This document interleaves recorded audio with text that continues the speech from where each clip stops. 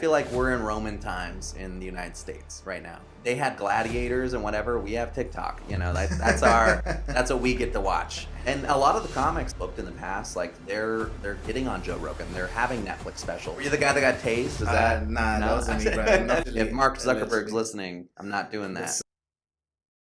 Try to do the best you can, and people notice. People are like, oh damn, that's low quality. Yeah, when I started my podcast in like 2019, it was like August 2019. It sounded like it was recorded on a can. You know, like it was pretty bad. But you know, then we got a guy. Actually, one of our friends, Asensio, he messaged us. He was like, "I've been listening to your podcast, and it sounds terrible. And I have some stuff. Like, let me do it for you, so it sounds better because I like listening to it. Yeah. So you know, like, let me fix it for you." Basically. I started this podcast too. It was just a Rode microphone. Mm-hmm. One angle, like on that camera actually. I would just put a Rode mic to pick up both people, but I have a soft voice, and then some other people have loud voices, so to edit just sounded terrible. The background noise, and it's like, you know, at least I put it out there. You know, that's why I started in 2019 too. Okay, yeah, nice. Yeah, but you kept going. I'm like my friend moved to Texas, and it's like, you know what, like not gonna keep it going. You know, you ever thought about starting another podcast? I did actually during the pandemic. I actually recorded a few episodes, but I couldn't find someone to edit. I am terrible at like software stuff. Like I said, my computer crashes all the time. I don't have enough money to buy another one, and like, you know, all that stuff. So I'm like, yeah, you know what? Maybe I don't need to have my voice out there right now. You know, I'd rather, you know, visit you guys and, you know, someone who actually has a podcast and, you know, has the good quality and like, you know, drop in, do a podcast with them. Yeah, my first goal when I had the other podcast studio was to create a place for community for people that wanted to do content like this, where you guys could come in, do your episode, and then you don't have to worry about the cameras, the angles, the audio. Like, we take care of all that. You guys just show up, because they have recording studios in LA like that. They have podcast studios. Right here they have a lot of music studios, but not really podcast studios now. And I guess I started the first one because I had 3 shows that I was producing. I never really announced it publicly because of the pandemic, so it was right in the middle of that. So I didn't want to have like, oh, come into this enclosed fucking building. And yeah, I feel like we're in COVID guidelines right now. You're you're down for sure, bro. I just wanted to make sure you're keep it 6 feet. That was my plan. I ended up producing 3 different podcasts, and then the place shut down right when I was like getting. Also, I didn't want to promote it until I felt like because some episodes the quality wasn't great. Yeah, we're still learning. I mean, we're still learning. We didn't go to school for this. Like we were talking to off camera. Like we've been learning YouTube University, you know, trying to get everything right. And some episodes the audio fucked up. Some episodes was too dark. You know, messing around with lighting and the cutting, the framing. So I didn't want to also start promoting it as a business without being the good quality. Of course. Until I felt like we finally had a good rhythm, and then we got shut down. So. Yeah, no, everyone kind of had to take a pause for a few years, you know, like, you know, producing shows, that really sucked. I was on a roll, you know, like you get going, and right now that roll's starting again though. Like there's a lot of comedy in the Valley right now. So it's definitely way bigger than I remember in 2019 before everything started, because you had some pop-up shows that people were kind of promoting, but I don't know if it's because of Dom, because I follow you, I follow Dom, and I follow this other comedian. I forgot his name. Chad? Maybe Chad. Maybe Chad, Bradbury.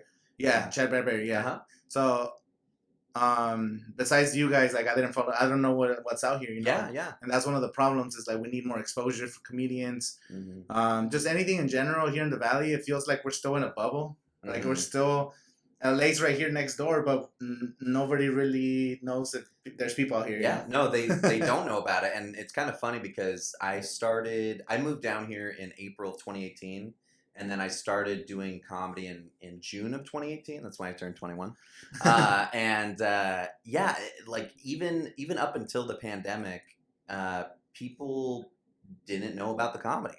And it's kind of crazy because I was doing shows at Drink, I was doing shows at the Hood, like Pauly Shore came to the Hood, Eric Griffin came to the Hood, Jamie Kennedy. Like, you'd think, like, you know, oh my God, everyone in the Valley has to know about this, but there's still people today that like are like, oh, I just heard about this, or I didn't know there was anything going on. So definitely this comedy festival and, you know, the other shows that are popping up are expanding, you know, people's knowledge of the comedy going on in the Valley. So it's pretty cool. Yeah. Do you guys, everybody that's going to be on this, could you tell us a little bit about the festival? So first of yeah. all, so out of the people that don't know, like myself, I barely saw the poster today. Yeah. I don't know much. I just know what's happening this weekend. Did you see an ad for it, or did you see? No, I saw Dom. Dom posted it. Okay. Well, he shared it.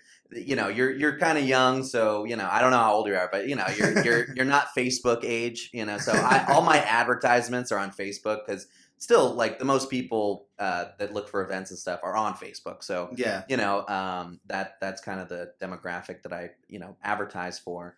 But no, it's going to be March 26th, this coming Saturday, and there's comics from San Diego, LA. Local comics, like you said, Dom, Chad's going to be there. It's pretty much all the comics that I've booked over the last 4 years. So, comics that, when I did my first show out here, they came out from LA, like they're going to be there. Some comics that I booked during the pandemic, like, during hard times, like they're going to be there. Like, it's just, it's really cool how it's coming together with all these comics from the whole, I guess, all the shows from the past. Just people that you've met and worked with in different clubs and everything. That's dope, man. Exactly. What's I saw there was like 4 stages, so there's gonna be different people performing at the same time, or how's it gonna work? Yeah, so pretty much the shows are gonna start at 2. The brew house stage, the tap room stage, and then the beer garden stage. So the brew house is basically where we brew the beer at Coachella Valley Brewing Company. It looks like Costco, like it's this big warehouse, and so that's where one of the stages is going to be. That starts at 2, and then 2:30 we have the beer garden stage, which is the outdoor area. That's during the pandemic, Coachella Valley Brewery had to have outside seating. Yeah. So behind the whole building, they cleared out a whole storage area for like picnic tables and whatnot. So that's going to be one of the other places. And then the tap room stage, that's the 3rd stage, and that's going to be in the actual tap room where they pour the beers and stuff like that. So every half an hour, there's pretty much going to be another show starting, each show being about an hour long. So if you know someone that's on one of the hours or whatever, like you could just hop over to the next stage and, keep it going. That's dope. Yeah. Do you guys have regular shows there at the brewing company? We do, yeah. So we were doing, since the pandemic, we've been doing once a month shows every the last Saturday of every month. They've been going really well. So I believe starting next month, we're going to be doing twice a month. So like every other week, we're going to be having shows there. So I think the next one's going to be April 7th. And then, or is that the first weekend of, I don't know. I don't have the dates. Coachella? What was that? Sorry. The first weekend of Coachella, or what are you saying? Oh, no. Like the first week of April. Oh, okay. Whatever. Yeah. I think the next show is going to be April 7th, and then whatever 2 weeks after that is going to be. So, yeah. That's dope. Doing a lot of stuff. So yeah, we'll definitely be there. Everybody listening to this will go to the brewing company. Yeah. And then so what time does it start? What is there a fee to get in? Like It is from 2 p.m. to 9 p.m. and it is a totally free show. Another reason why I booked my friends to come out from LA and San Diego is because I didn't have any budget to do this. So it's pretty much I've invested a lot of money in advertising and t-shirts and this and that. And whatever money we're raising from those t-shirts is going to go to the comedians. So for gas money, I know gas is expensive. So we definitely need people to buy t-shirts. There's a donation on the Eventbrite link. So even if you're not even coming to the show, if you want to support local comedy, there's a donation button. And we're going to be doing raffles as well. So anything to raise money for these comics coming out. And that's sick. How do you see the comedy scene in the Valley? Like for people that don't know, I've never heard of comedians. I didn't even know those comedians we talked about earlier. Yeah. What do you think? Like, is there some good talented people here? Should people come out to these shows? Or what do you think? Oh yeah, I mean, I kind of have to say that. These ones are garbage. But everyone sucks. Don't waste your time, bro. No. There's actually a growing scene here, and it's really cool because like 4 years ago, when I moved out here, there were like no comics, no local comics, and watching it grow, and then people like Dominic Houghton, shout out, people like him coming in the scene after the pandemic, Chad coming in the scene, his business partner that they book shows, Brandon Taylor. It's kind of slowly grown, and these comics are getting really good. They're going out to LA. They're doing all this stuff, and it's growing. It's really cool to see, and it's kind of like getting into Dogecoin at the very beginning. Like this is like the very beginning. Like invest now, and you're probably gonna see these people on TV someday. I really do believe that the local scene has that sort of potential. But not on TV though. I think the future is Streaming. online. Yeah. Streaming. You're gonna see him on a podcast one day. Yeah. You're seeing him on a podcast now, bro. Exactly. They're definitely getting there. Like Brian Simpson, he just released a 30-minute special called The Stand-Ups on Netflix. He's on one of the episodes, and they have 3 seasons each. They have 10 comics doing 30 minutes each. Okay. He just released that. He was on Joe Rogan, all this stuff. If you come to these shows, you're going to see people that in the next few years, they're going to be having these Netflix shows. And then you could go, oh my God, I saw him at CVB, or whatever show in the Valley. I saw him at the Hood or whatever. You got to invest now, and you'll yeah, well, they all start somewhere, and this is just like you said. This is a good time to check it out before. I mean, it doesn't matter later once they blow up, but they need the support now because of course you go to their shows, they'll be able to polish their materials, more experience for them. You could have a good time laughing, and especially if it's a festival where there's so many stages, so many comedians. Yeah, you're gonna have a good time. I love going to comedy shows. I actually haven't gone to a comedy show since before the pandemic. Okay. I used to go to. Well, actually, never mind. I saw Bill Burr fucking last month. I saw Bill. I was there too. Oh, yeah. Dude, that was crazy. I know, brother. Were you the guy that got tased? Nah, that wasn't me, brother.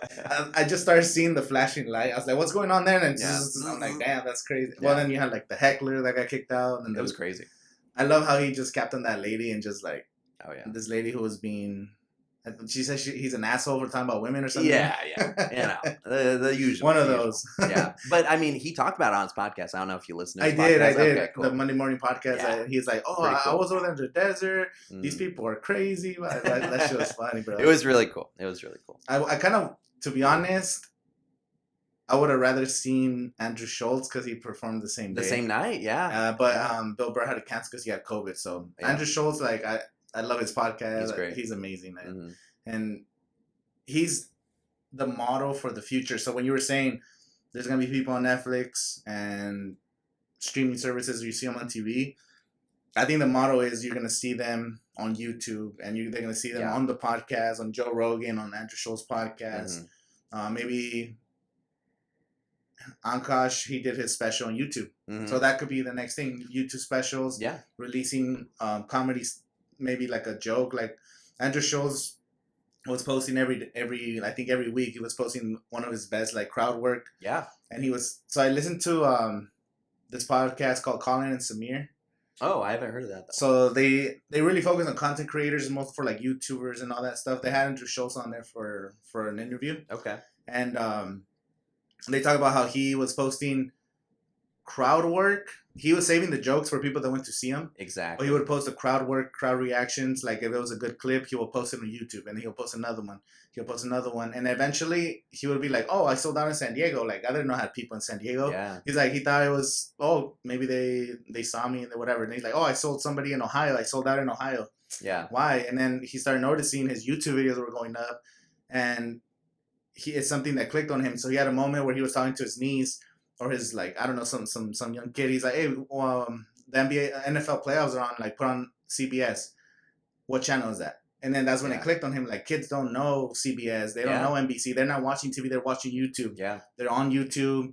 Even myself, bro. I'm on YouTube 24/7. Oh yeah, no, me too. I'm right. So the future is I'm just from my perspective, from what I've seen from Andrew Schultz, is you want to be where people are. So where's the attention? The attention's not trying to get on Comedy Central anymore. The attention is, am I going to be on YouTube? Am I going to be collaborating with other TikTokers? Now I guess TikTok's huge. That's the biggest thing right now. 1 billion active users daily or whatever. So you make a 1-minute video of crowd work or whatever, that thing could get millions of views. And that's how you're going to sell at your next place.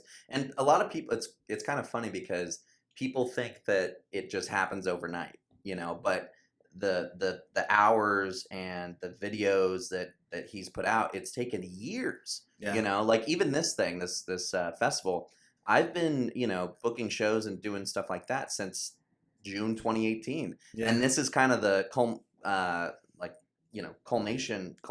I don't know, Culmination. culmination. Yeah. I don't know.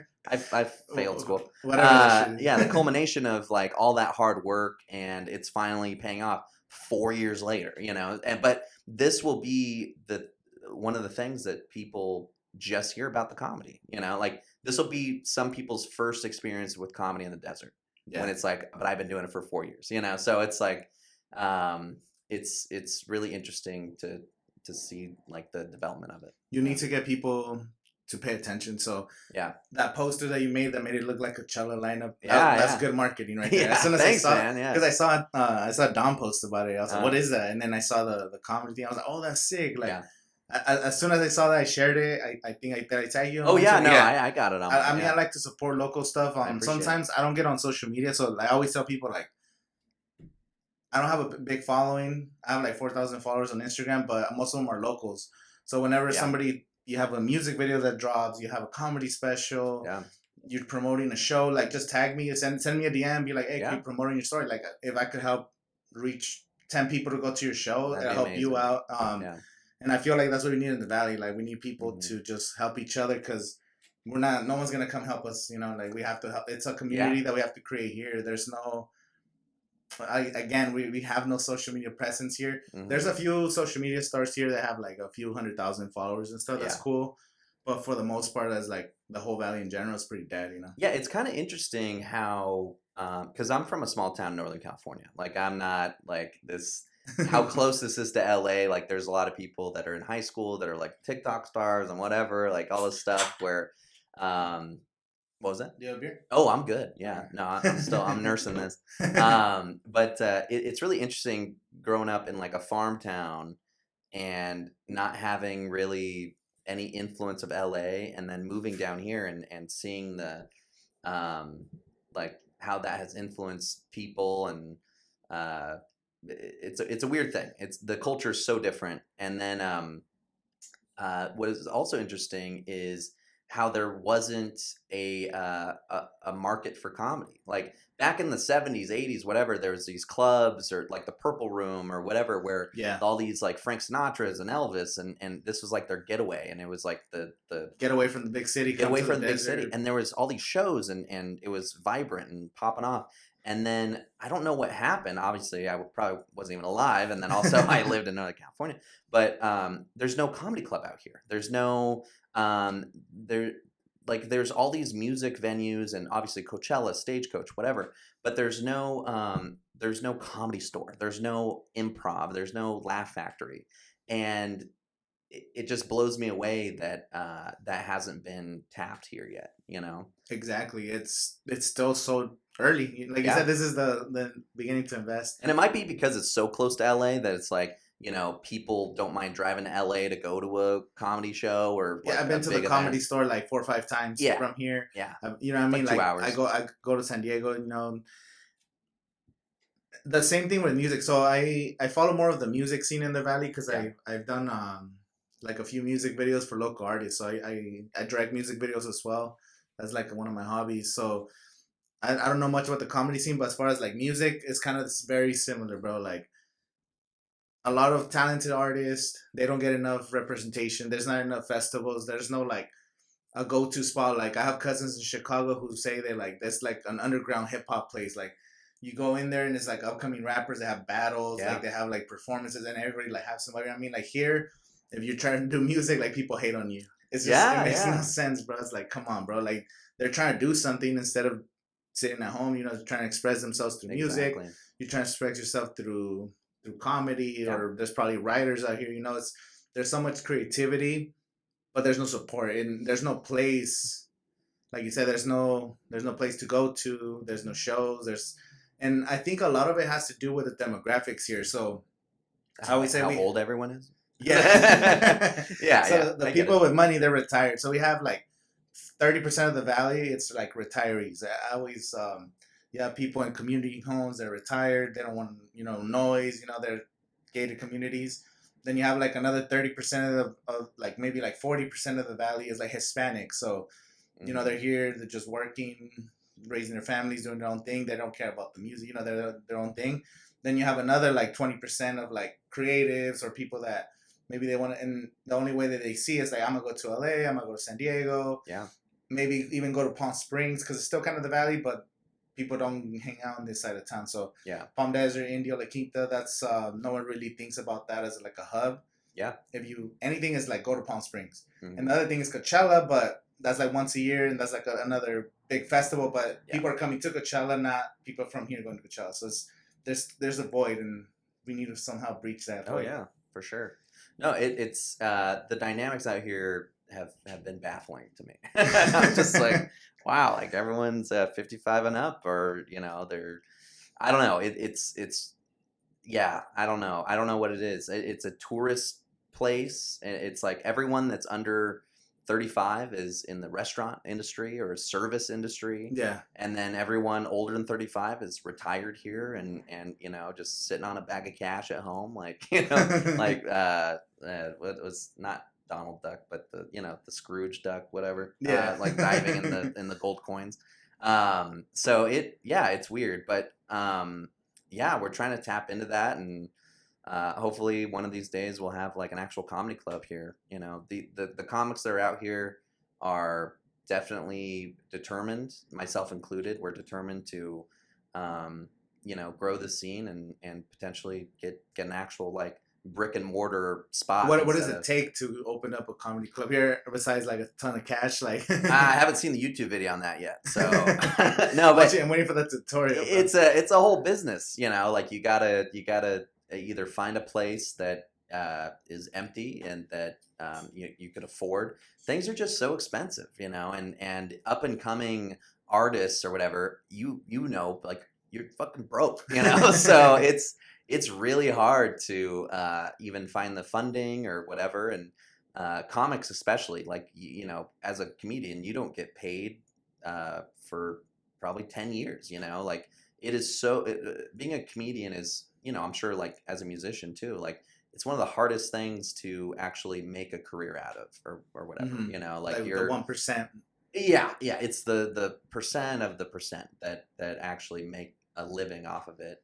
But what we really need is just people coming out and supporting. And you know, maybe if we do enough shows and enough people see us, like someone be like, look, like you guys have been doing this for X amount of years. You're putting in the hard work, and you know, maybe we can do a joint business venture or something, or you know, I don't know. Have you guys ever thought about doing like?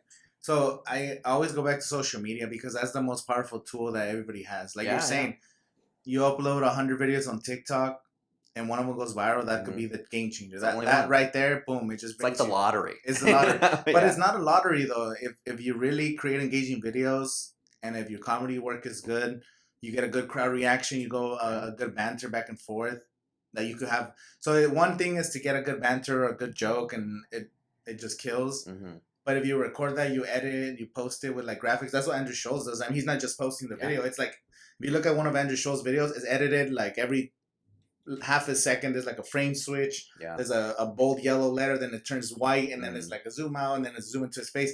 It's quick editing. Boom, it's boom, a lot boom, of stuff. So it is luck, but it also you kind of know when it's a good quality video. But so if you create 100 quality videos, you just creating more engagement to your page. So you guys ever thought about doing a collaborative social media like account on TikTok or on Instagram Reels or on just YouTube? Like Comedians of the Desert. I think that would be so big because it's hard to do it individually. Like even me like struggling as an individual is hard. Yeah. But you collaborate with others and you have a singular vision. You know, it's like we're just trying to put out one piece at a time. Yeah. His joke, my joke, his joke, his joke. Yeah. If one of them pops off, it creates traffic for the other jokes.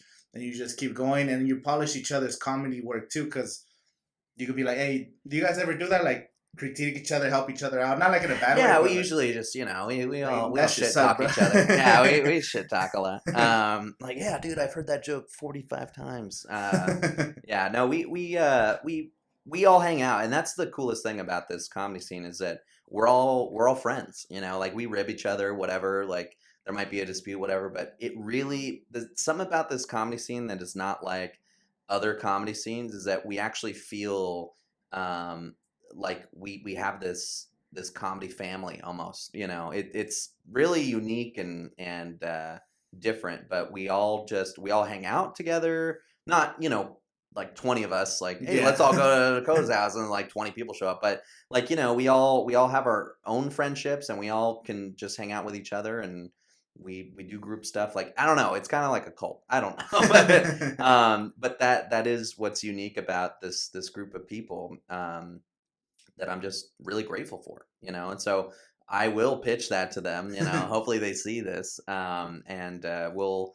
try to do that. I never really thought about that because comedy is a very individual thing. Like, um, you get successful with your own career, and then you bring up everyone around you. Yeah. But if we all band together and like whatever, that's a really good idea. It's just hard. Like you said, you have jobs. You worry about paying bills first. Mhm. Then you worry about writing your own material. Then you worry about booking shows. Yeah. And then the last thing is like, oh, let me record the shows and let me edit the show. Like you said, you have to edit the shows, post on social media, and it's like you need those at bats. The Gary Vee fucking. You just need to put For it sure. out there. One content's gonna Put your 10,000 hours in. One content away, but if Yeah. everybody works together, you make an account where, like you said, desert comedians in the desert, whatever you could find. Yeah.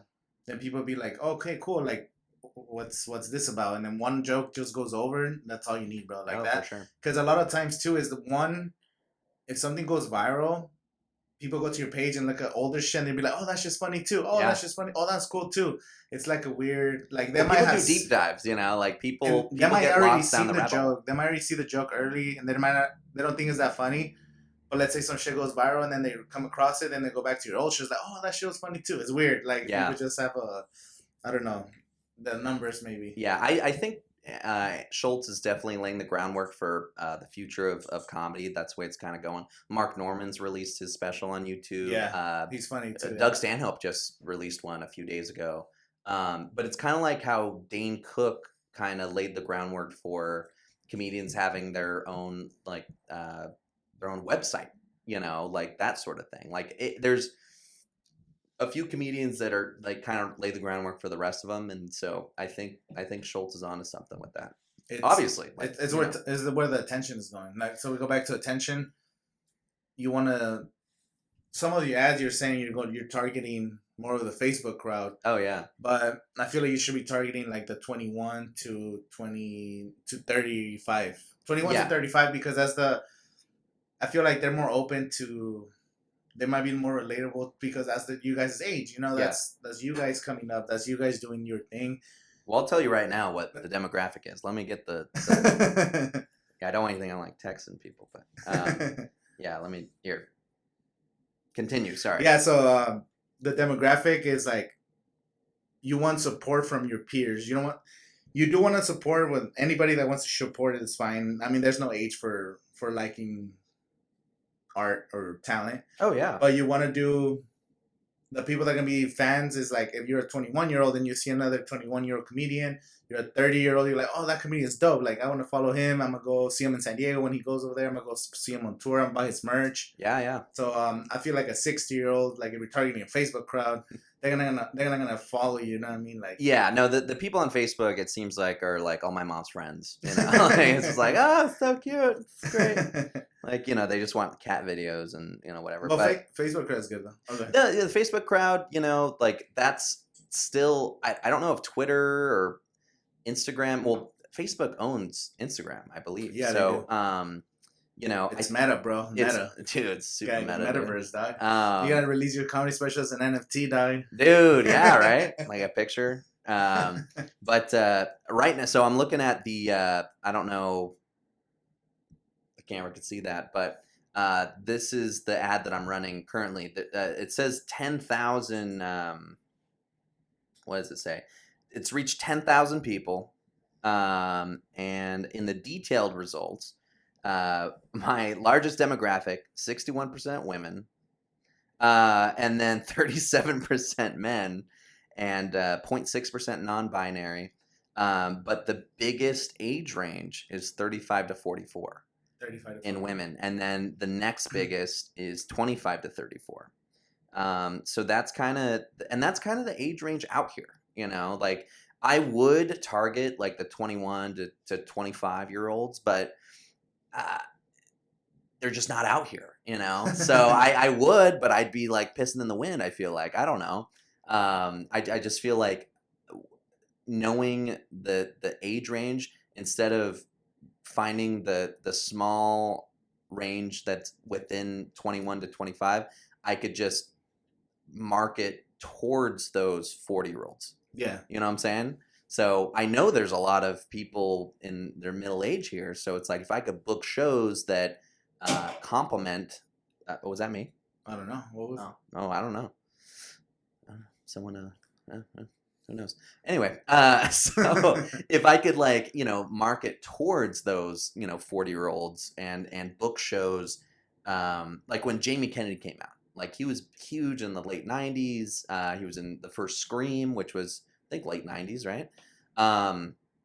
Place was packed, and the place was packed with people that were like his age, because they like saw him when they were like, our age. Yeah. And so that draws that people. Pauly Shore, when he came out, place was packed with 45-year-olds, So it's like there's that market that's untapped. If me, I'm 24. If like I book this 21-year-old TikTok star, people aren't going to show up because the crowd's not there for it. Like in LA and New York and all these big metropolitan cities, there is that younger generation there that like see them and they know them. But I feel like I need to book shows based off what I got to play with the cards I'm dealt. Basically, you know what I'm saying? That's smart though. You're running that analytics, so you could actually target. Yeah. So is this the first time you ran ads, or have you ever done ads? No, I've done ads. I've actually gotten kicked off of doing ads because I had a show at 420 Bank in Palm Springs. That place is dope. It's pretty cool. Sick. Actually, I have a show. I know we're promoting the festival, but April 1st I have a show there as well. Okay. But I was running ads, and because it's a dispensary, it's not federally legal. And so, marijuana is not federally legal. It's legal in California, but the reason why you have to pay cash is because credit cards, so like a federal it's system a federal to run. So. Oh, that's why. That's why you have to pay cash. Yeah. Money laundering. That's another. Hey, hush, hush. Yeah. But no, that really is the reason. Like they tried to start like a credit card just for California, so you can but there's not enough people that would cash or Bitcoin. You go get your weed. Right? Yeah, exactly. Ethereum. So anyway, ETH is over 3,000 again. I'm just saying. Do you do crypto and stuff? Oh hell yeah! You're big into that? Yeah. Yeah, I've been quiet because it's been down for like 8 months or whatever. But I have like, as far as like net worth, I have probably like 90% of my net worth into cryptocurrency. Really? I really believe in that. Wow, 90% of my net worth is like $10 right now. But yeah, well, actually, I'll take that back. Actually, 90% of net worth is into all this fucking equipment. Yeah, computers and cameras and. Like I said, we started as like, I started my video in 2015. Mm-hmm. I'll go back. Sorry, I like to go back to the beginning. So in 2007, I uploaded my first YouTube video. Wow! All right. How old were you? I was like fucking 13 or 12. Wow! So I uploaded my first YouTube video, but it was YouTube when it was like just cat videos and funny videos. Yeah. I uploaded this one video for like a broadcasting class, and then I was like, okay, cool, whatever. YouTube, you just upload it. Yeah. I uploaded another video like 1 year later, then one video the year after that. I uploaded Call of Duty videos in like 2010 during one. Like you're like streaming and stuff? Oh wow. Not streaming. It was edited. So I bought this thing at Best Buy. You connected to the PS3. And it had the 3 cables, bro. The fucking yellow, the red, and the white. Yeah. And then you connect that to another yellow, white to the TV, and then that to the computer. So I would record like some of the gameplay, and then I would edit the videos, and then like put a little song, and then just upload it. That's awesome, man. Some of them got thousands of views. If I would have stayed with Call of Duty, I probably would have fucking blown up. But you would have been what's that Ninja or I would have been Ninja, dog. I would have been the brown ninja. Yeah, I would have been the fucking Aztec, dog. What was that mascot in was it India or whatever? Like they were like the Taliban or something. I don't know. What was The mascot for what? the Arabs or something? Oh yeah. So What's that? Coachella Valley High School, Yeah. the CV High School, is the oldest high school in the desert. They're the Coachella Valley Arabs. The Arabs, yeah. They're Wow. the Arabs, bro. And then their man. mascot, they changed it. Like now it's like some light skinned Indian food, like Yeah. But back then it was like this food, like a big nose. He had a sword, like a mean Oh face. my God. Like it was. You would think they would have changed it after like Bro, 2001. it was it was trending on Twitter like in 2017. Okay. No, it was trending on Twitter in 2019 because Kanye was practicing Sunday service at Okay. CV High School. No way. So Wow. so the mayor and like the principal of CV, they had Kanye in the fucking gymnasium, and then they're like, "Oh, Kanye is practicing Sunday service to perform at Coachella," and they're like, "Well, this is actually their mascot," and then people started like posting it on Twitter. It was trending like nationwide, and then after that, they had to change their mascot. It's still the Arabs, but now it's like more like he looks like a prince, like like clean shaven and everything. Okay. But back then he's cleaned up. Yeah, he's cleaned up. You know what I mean? Had a little rebranding. Wow. All right. But yeah, like all the local high schools here. So the Arabs are CV, then the Indio High School is the Rajas. Oh my God. So Indio High School Rajas means like Raja means like prince or king. I'm not sure. Okay. Palm Springs Indians. Really? Wow. Yeah. So those were the first three high schools. Then after that, it's like Palm Desert Aztecs. Yeah. And then what's Cathedral City? The Lions? So Cathedral City Lions. They went safe. They played it safe. La Quinta Blackhawks. You know, they kind of Shadow Hills Knights. They started playing it more safe. But the first three high schools: Indians, Arabs, and Rajas. They went hard in the paint. Yeah, definitely not very PC to say the least. But yeah, not in today's age. I don't know what we're talking about. But anyway, yeah, just Oh yeah. So anyway, back to when I started making videos. Yeah. Boom, uploaded some YouTube videos. 2015, I used to listen to a lot of Audible. Oh, get that on video. So 2015, I started listening to podcasts. Mm-hmm. I started listening to podcasts, and they would have Audible as a sponsor. So, listen to Audible. You can listen to books when you cut grass and shit. I used to listen to Dan Carlin's Hardcore History. I don't know if you've heard of that podcast, the greatest podcast of all time. I've heard.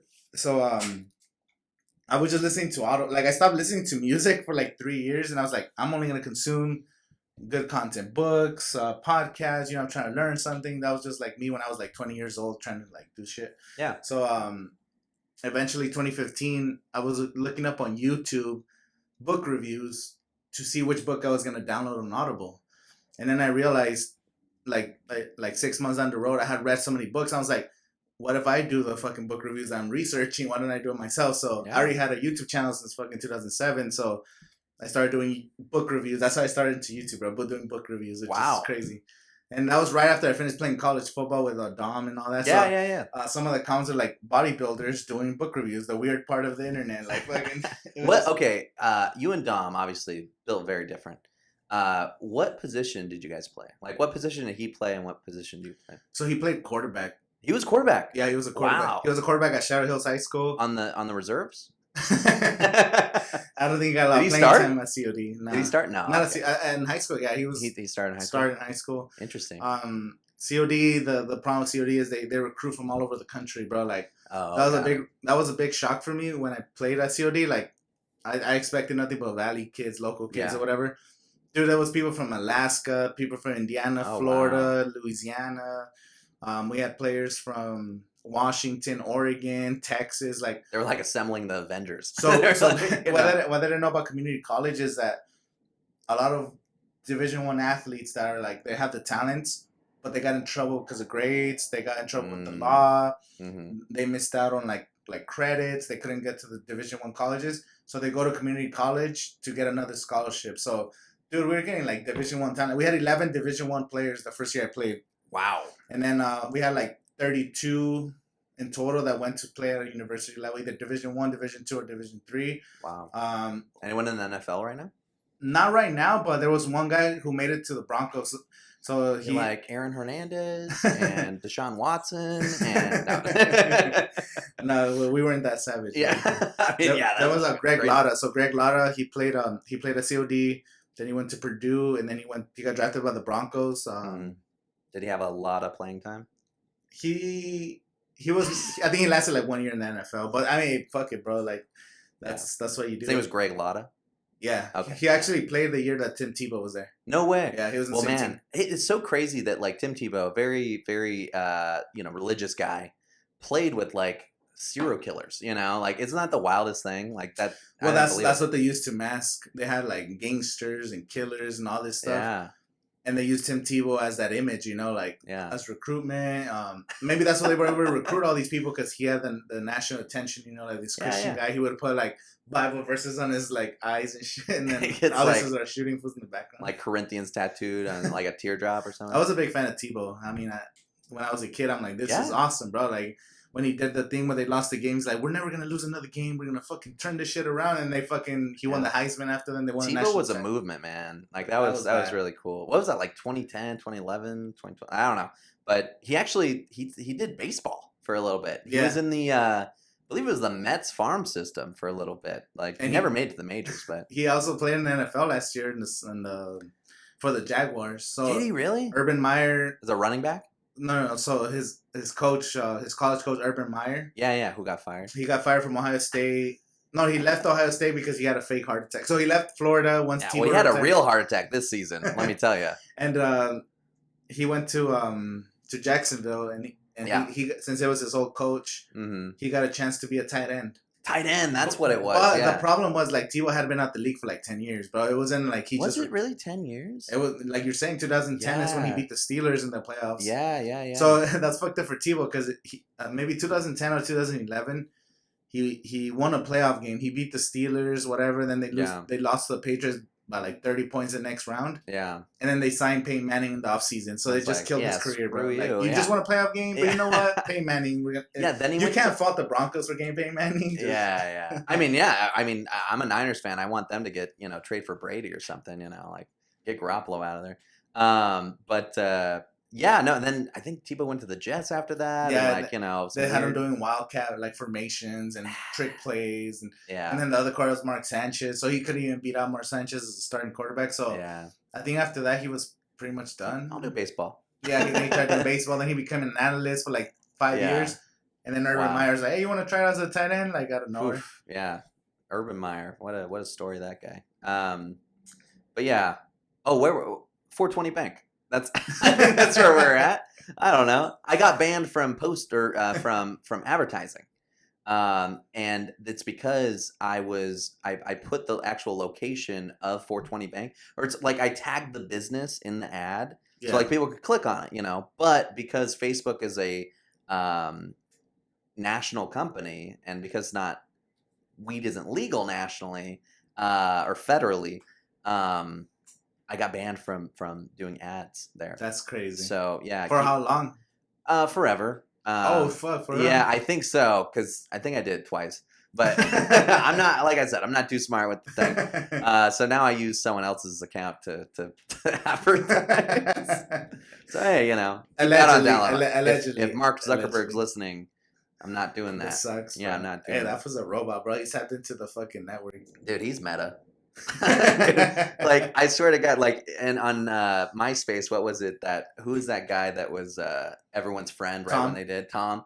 Yeah. Like, fucking right when you get in the metaverse, like, it's gonna be Mark Zuckerberg with like balls in your face or something, like welcome to the metaverse. What do you think about the metaverse and the future of like just technology in general? Like, do you think that's gonna take off? I'm old school. I don't know. I don't know. I still call people on the phone, like I don't like the text. I'm horrible with technology stuff. Like, I have the Oculus and stuff, and that's really cool. Honestly, I play The Walking Dead. I've never played it. Dude, it is so cool. I had Dom over to play it. Like, one time, like right when I got it, I'm like, dude, you got to come over and play this shit, and like I just like watch them play it. Like, I don't know.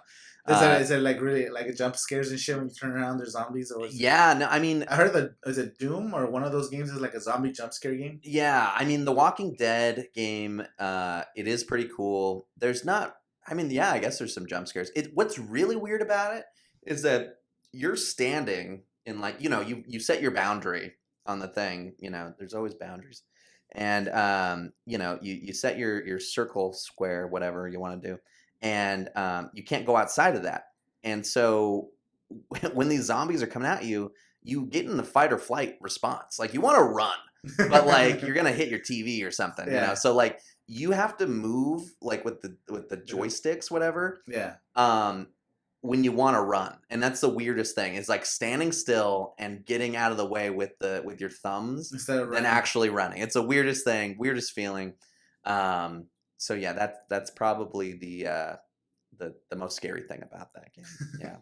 Well, that sounds like you're already in the beginning of the metaverse, bro. I'm getting roped in. You already got your feet wet in there, bro. Yeah. Yeah. It's cool. It's nice, but the thing that I really don't want to see is like, like we're gonna turn into The Sims. Like if you buy property in the metaverse, if you like, once you start living your life in the metaverse, I've heard like people like there's steel workers in the metaverse. It's like what? Like that's so stupid. Like it, I don't know. Like you want to go in the metaverse to have a better life, and then you're like, oh yeah, I work at a paper company in the metaverse. Like, what are you doing? I saw some TikToks that are like, they say that in the metaverse you could do something that's not like stereotypical. That's why I don't want to be like a hardworking Mexican. And then they're like, I'm gonna go play my video games, and then they hop into the game, and it's them like cutting grass or painting in the game. And shit. Like, what the fuck? It's I don't know what the deal is, but I don't know if life is that bad in reality. It's not going to be better in the metaverse. So make your reality good. Is what Have you I ever would seen say. Ready Player One? Yeah.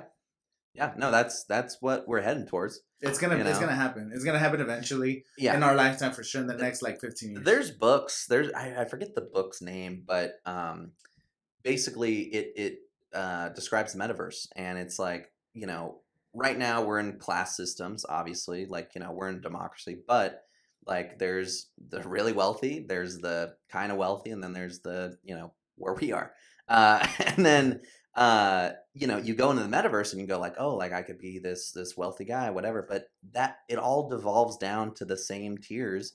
There's still going to be the haves and the have-nots, and yeah, I don't know. That's why, like I said, make your reality something you want to live in. It's always best to be real. Like, yeah, I miss connection, especially with the pandemic. Mm-hmm. It's not the same to see people, and I always enjoy, even if it's something local, like going to a local farmer's market, going to a local coffee shop, you run into somebody, going to a comedy club, going to the fucking 420 lounge, just seeing people. There's something just, hey, what's up?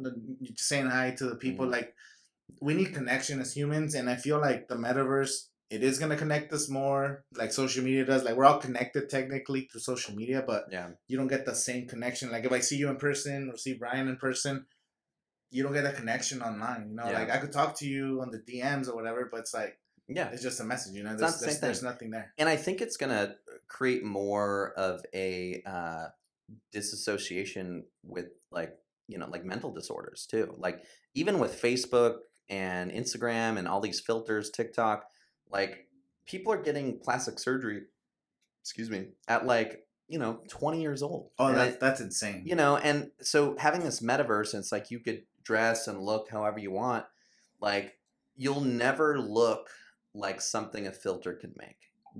And I've gone through that. Like I have like where like no matter how skinny I am, I think I'm fat. No matter how fat I am, I'm like, oh, I'm skinny. Like it's just like this thing where you don't perceive yourself correctly, and I think that these things are just leading to more disassociation with like how people look, and real world. It's not good. I don't know. I'm not an advocate of it. Like I do have the Oculus, but I'm just here to kill zombies. Like I'm not. I don't know, the whole skins and all that stuff. I feel like it's a dark road. It's the problem is it's gonna happen. It's gonna happen. It is. Oculus is cool.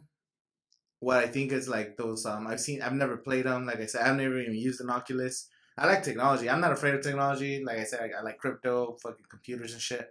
I've just never, for some reason, I've never bought or tried. Or I don't even think I have friends that have an Oculus. Like, I think one friend, my homie Ryan, has an Oculus. But I want to play that game where like you're in a treadmill so you could run sideways and do all that shit and shoot them up. Yeah, That shit looks That'd fun, be bro. cool. Like that circular treadmill where you run and you crash. And yeah, that would actually help my zombie thing. Yeah, where I'm like, I actually move. I want to try that. That shit seems fun. I know it's not.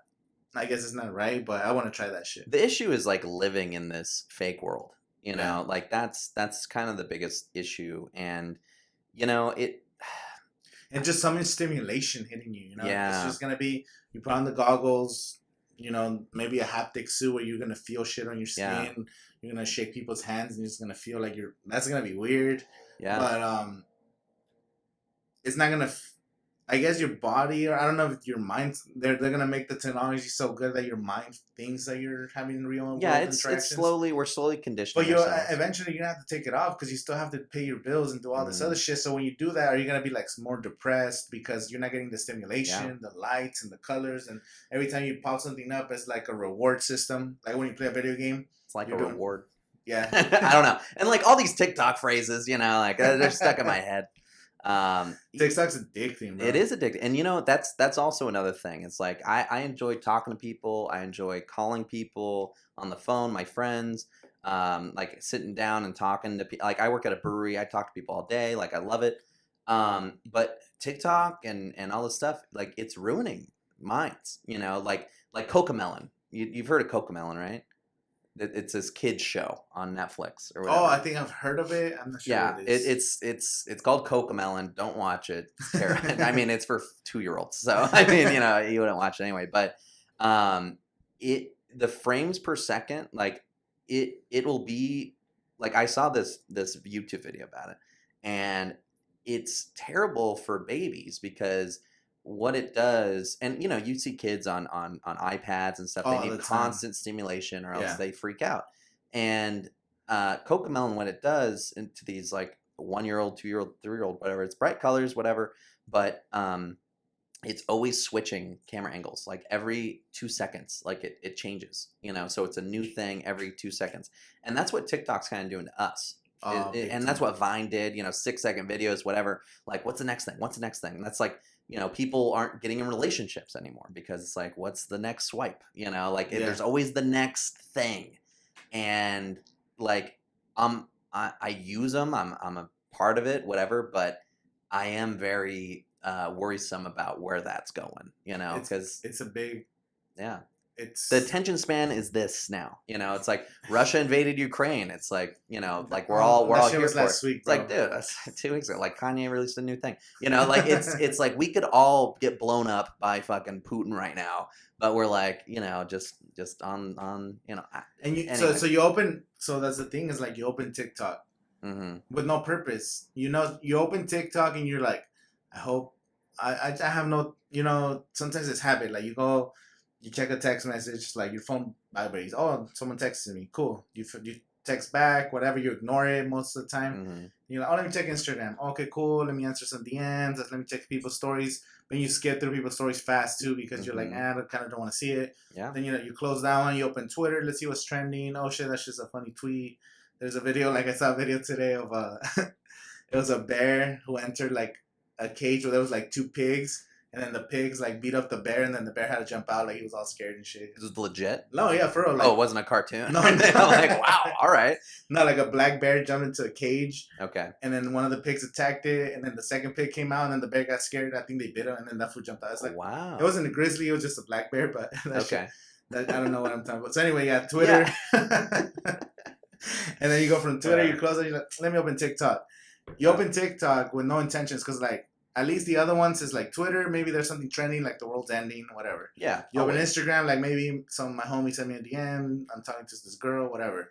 You open on TikTok, it's like, oh, let me see what video is gonna pop in my feed. Because you open the app and you're already getting stimulated from the first thing. Like it's already a video playing. You swipe up and you're hoping that's something funny. The next video comes in, it has like 1 million likes. You're like, oh, this shit has to have some kind of fucking funny thing. You watch it. Maybe that's not for me. You click on the next one. The algorithm knows you better than yourself. So you're like, oh shit, that creator that I watched 2 months ago, that fool does funny content. Next one, oh shit, I've never seen this creator before. Oh, that was funny. Oh, some girl doing fucking some new dance. Oh, okay, cool. Next video. Oh, there's and it's just you just keep going because every video, you don't know what you want, but every video you're swiping, you know they're gonna get a reward out of it. Yeah. your brain's like, I'm gonna get a reward, some kind of stimulation. The next video, let me Yeah. swipe up. Next video, swipe up. Before you know, it's 30 minutes gone by, an hour's gone by. I try not to open TikTok anymore. Yeah. That's it. Like, no, our brains are so easy to manipulate, you know, and I think that the pandemic definitely. I mean, at the beginning of the pandemic, everyone's like, "Oh, TikTok this, TikTok that," and I'm like, "I'm not gonna do it." And then you finally get on it, and then you get sucked in. I had days because during the pandemic, at least during the first like few months of the lockdown, all I did was fucking drink and watch TikTok. Like that was it, you know. And yeah, I gained 30 pounds, but you know, like that was all there was to do, and it really, I feel like it conditioned in a bad way, conditioned my mind to be more short term. And you know, some days if I don't have work and if I don't have anything going on, which is kind of rare, but you know, um, I'll be watching YouTube and then I go to TikTok and then I go to like Twitter, like you were saying, and it's just there's so much going on, and maybe it's anxiety or stress or whatever, but the constant stimulation and the constant entertainment, like I feel like we're the Romans, you know, like I feel like we're in Roman times in the United States right now. Like uh, they had gladiators and whatever. We have TikTok, you know, that's what we get to watch, and it's entertaining, and it keeps our mind off of other things, you know, probably more it's, important things. but at the same time, that's probably not good. So going back to Andrew Schultz, do you see his theory Yeah. on TikTok? His theory about TikTok? No. Yeah. So TikTok is the only app that we didn't create. So it's created in China. Yeah. And he says in China, they don't promote the same TikToks that we see on our homepage, like when you scroll. So in China, some of their feed is like engineering, people doing cool science stuff, people doing math problems. Like that's what they're encouraging their youth to like think it's cool. So like if you're a kid and, oh shit, let me do some science project. Hopefully I get on the For You page.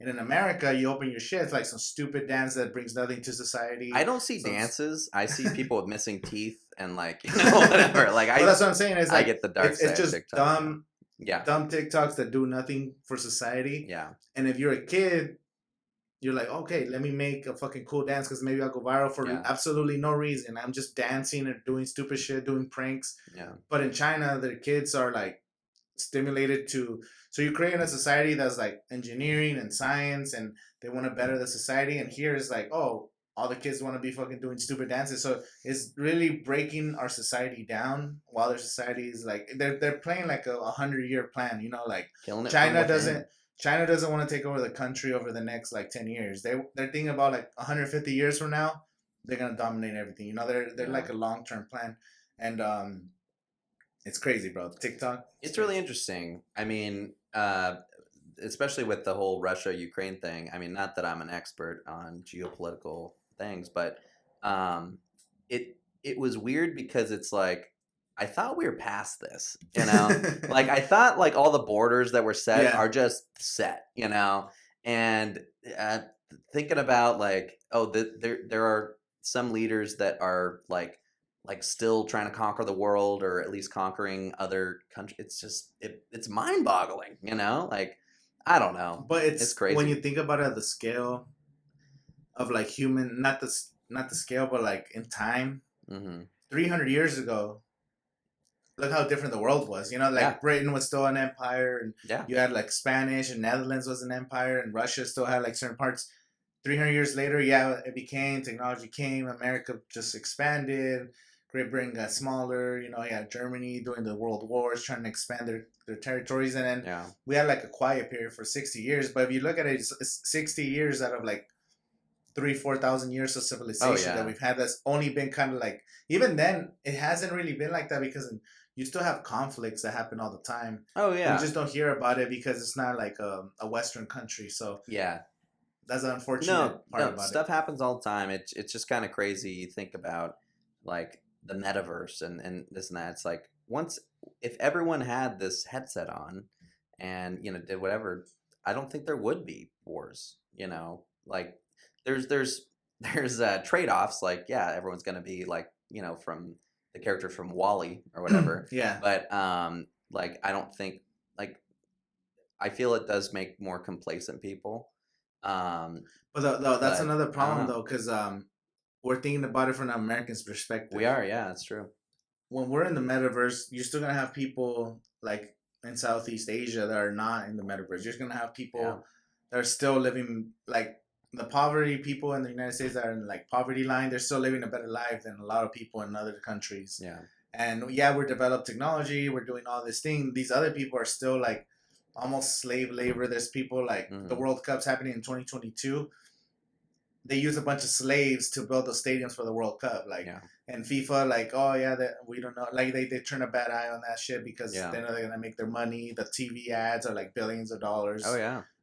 That's happening in real time. You know, like I think there was I don't know. I saw it on Twitter. It said like a real fact, so I don't know if it's a real fact, but it said there are That's more. another thing. There's all this like Exactly, crazy shit. misinformation. It was like All this there are more misinformation. slaves today than Yeah, ever in human history. yeah. So it's like yes, we think we're like so advanced, but when you look at it at a world scale, we're still not really there. No, It's humans. just here because we have the like technology perspective. All the technology is getting developed Yeah, here, but world scale, like you go to another country, women are still oppressed, and like you know what I mean. Like we here hmm we complain about like transgender athletes and doing all these things, but the world's still there's like always something to complain about. yeah, No matter where we are that's part advanced of the misinformation technologically. Yeah, campaign. no, we'll always have something to complain about. There's always going to be something that people disagree with, and no one will ever be happy. And that's why we only live 100 years. It's like hand it off to the next people.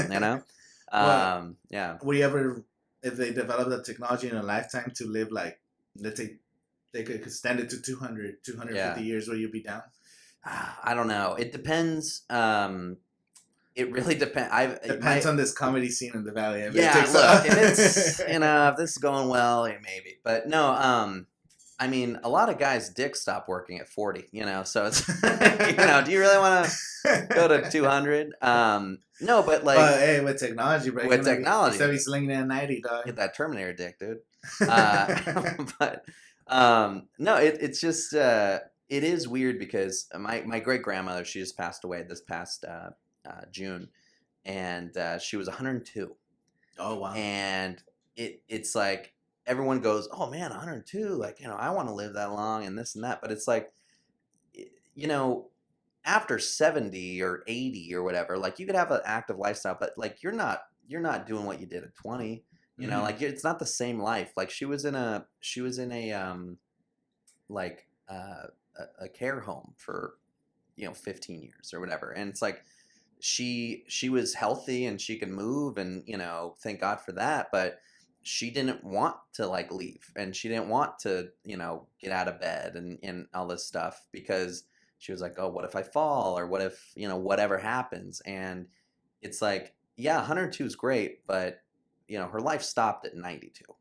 So Yeah. it's like so yeah, living 200, it sounds good on paper. Like, Yeah. dude, made it 200, but it's like, oh yeah, the last 100 years he was in a box. Like no, it doesn't sound that appealing. You're gonna have like the Neuralink, bro, and like robotic arms and fucking I, a prosthetic leg. if there was that, like, and it was like really advanced, but the thing about where we are right now is that we're gonna be getting like generation one. Like we're gonna have iPhone 1 of the robot arm, so it's Yeah. like it's gonna be all those issues and whatever. And yeah, it's I don't know. One, I don't want to die ever. Two, I think 200 is too long. So I'm really conflicted. With all this stuff. But I definitely, I don't know, if I could live for a long time in a 25-year-old body, sure, sign me up. But it's not how it works. So I don't know. Yeah, that's true. You're gonna get. It's true because it is. I think past like 75, you're already, Yeah, you know, foot in the grave. foot in the grave. No, I talk to like people, like my dad's 54, and like people that come in. Everyone around me is like old, but no, I mean people that come into the brewery, whatever. Like you get to talking to people, and like I know some 40-year-olds like bad back, and like 50, like they're like, I wake up every day, it hurts. I'm like, Jesus Christ, like that just doesn't sound great. And it's like you just manage your pain. Like my grandfather, he's been like, you said the pigs and the bear, like he was the bear once. He got gored by a pig, like hunting, like, he just, so he's been tore up and he's had battled cancer and whatever. And he's like 75 and he's still trucking. But like, I can't imagine the pain he's in every day. Yeah. And yeah, you're alive and you get to have these human experiences and there's beauty in that. But I mean, people don't think about pain, Yeah. like, and obviously we don't because we're young and, we heal faster and whatever. But, like, I've heard of people with long-term COVID symptoms that are just like, Oh I yeah. can't handle it, and you don't think about if you have constant pain, if you had a migraine every day that gave you like, nausea and whatever, like you'd be like, yeah, I don't want to live to 200, like get me out of here as soon as I can. Well, a lot of So people didn't even make it past COVID too. Like that's yeah. it's crazy how we're living in 2019. How was 2019 for you? Because like the way I talk to people, Right maybe before COVID. right before COVID, I don't know if it's recency bias where we think like life was at its peak or like Yeah. everything was just going It crazy was the best. and then everything got shut down and then we kind of reflect on life before COVID, so we think it was the greatest time. But 2019 was like the best year fucking ever, bro. Like No, I mean that was year 2 of me doing comedy here, and it was taken off. I had a show at Drink at the River for about yeah. 8 months up until then, and that was really cool. It, it's funny because yeah, you could say, oh, it was the best and whatnot, and there was a lot of things that were going well for me, and if I had those 2 years not in the lockdown, who knows where I'd be now. But I think that the pandemic definitely gave some perspective of anything can change. Everything that you think is permanent. Like I love baseball. I watch baseball that stopped. Like that turned into a 60-game season, and like you think the world works one way, and this is the first time in anyone who's alive where that way of life totally turned on its head. So um, it was good and it was normal, but you never thought it would stop either, So um, I don't really know if it's better. It was better then or than now. I don't know. I liked not having to worry about a mask and to get like COVID, um, but yeah, things are pretty good right now, to be honest. So the way things are now, I think, are because of the lockdown, and I think they're so good now because of my perspective of appreciating it more. Yeah. So, I would say it's better now. Yeah.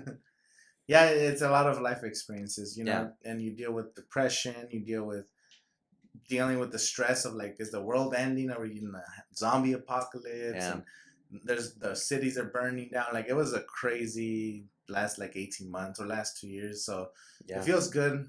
It feels good now. I have a question. Like, Yeah. how did you get into comedy? When did you decide, like, you know what? I'm gonna try this comedy thing. I'm gonna go talk to people at a stage, random strangers. I'm gonna try to make them laugh, which is the hardest thing to do in the world. Like, how did you get into comedy?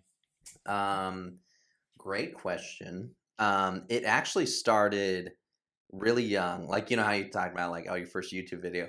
Like, Yeah. I'm going way back with this. I feel like my family is very funny, and ever since I was a kid, I would draw a crowd at like Applebee's or something. Like I was like doing crazy shit.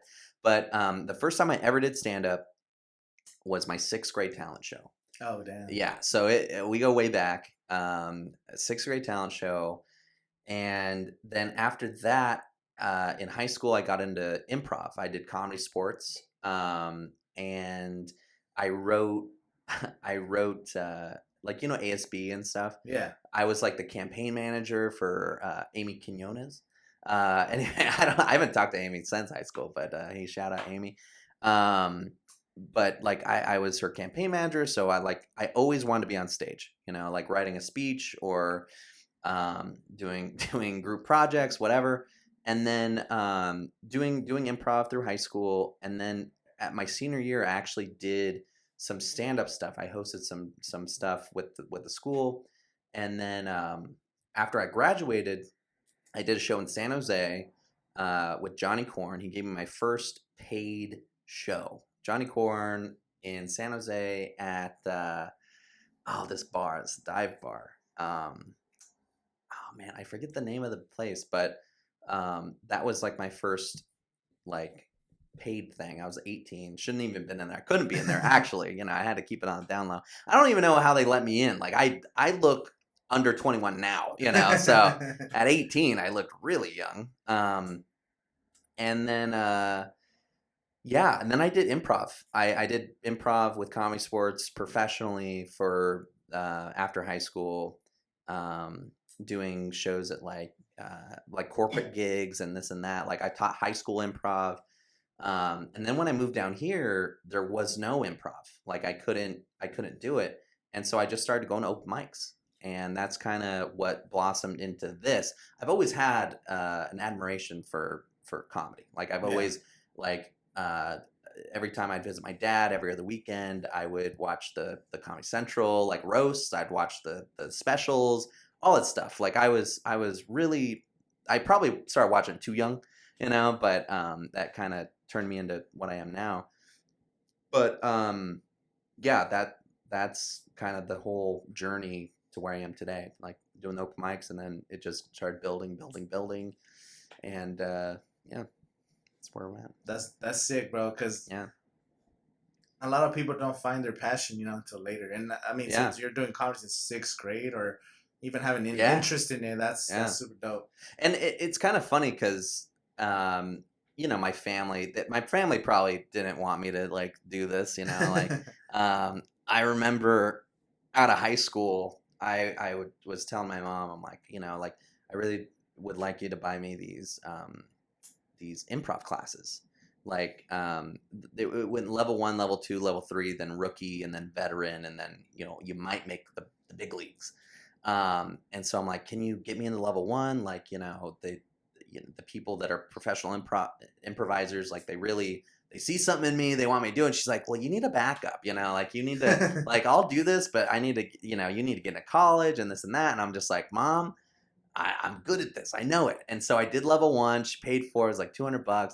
And then after level 1, I went to veteran. Like I skipped all the levels. And sick. So I'm like, fuck, I told you, I was like, and actually ever since then, I kind of just believed in myself, like, yeah, probably should have gone to school, whatever. But I wasn't into it. Like I did some community college stuff, and like I wasn't interested, and there's one thing to go to a classroom or whatever, but no matter what someone's trying to teach you, you have to want to learn it too. Yeah. You know what I'm saying? And I didn't have that want. Like I was like, I know I'm good at this performing stuff, like improv and whatever. And so I just want to see where that goes. And when I skipped all those levels and became a like professional improviser, I was just like, oh, like I need to believe in myself all the time, So then coming down here and doing stand up, like I just took that same mentality and kind of doubled down on this journey of stand up and building the scene and helping anyone else that's trying to build the scene, giving all my resources and knowledge to help them start their own thing too, That's sick, bro. Well, what made you move to the desert? Like, why here? You say you come from a small town, Northern California. Yeah. How do you have family here? Witness protection. No. Yeah, because I'd be the worst. Yeah. You have to erase all the audio and video from this. No. My uncles moved down here about 12 years ago. They do real estate and stuff. Yeah. And then, so I would visit them all the time. And then my mom ended up buying a place down here, and she was just like, look, like, you have a good thing going with your improv and whatever, but honestly, there's no industry up there. I was performing in San Jose all the time, like, with that's where the improv theater was. And so I was driving like an hour to do that, and I had a good job and whatever, but she was just like, look, like this would be a great way for you to like get out of town, like just start fresh and like see what opportunities come your way. And I was fresh off a breakup, not really, I was 20, Not really. Besides the improv stuff, I didn't really have much going for me. Yeah. Like there's not much opportunity in a small town. Like I got to work at Safeway or be a police officer. Like that was like it. And so, yeah, I moved into the place that she bought, and I had a 50-year-old roommate, and I just kind of watched over the place, and then like started doing the stand up and kind of grew my own roots down here, So it all kind of worked out. But that's like what got my foot in the door. Then I ended up getting my own place and whatever, but like just expanded my living here thing. Yeah, I don't know, but yeah. Well, how do you adapt to the heat? Do you have an idea how hot it was? It fucking sucks, dude. Yeah, like Saturday is gonna be 100 degrees. I'm like, fuck, like it's gonna be really hot. Yeah, you don't really adapt. I don't know. Do you adapt to the heat? It sucks. It sucks every time. Yeah, like I mean, it sucks, but like, I mean, you get used to it. You know how to deal with it, whatever. But it still sucks. Like walking out and like you literally open your door and it feels like you're hitting the wall of just heat. Like yeah. I'm walking right through the fucking gates of hell. It's just crazy. What really sucks, and it all goes back to money. Like what really sucks is being poor in the summer because you're like, I gotta suffer at 80 degrees in my house, or like gotta set it to 85, and then when I get home, turn it down to like 77. Like I sleep terribly in the summer, Like I like to be cold, but I'm like I also don't want to pay $300 for my utilities, So yeah, it would be a lot better if I had money to keep it at 71 all the time in my house.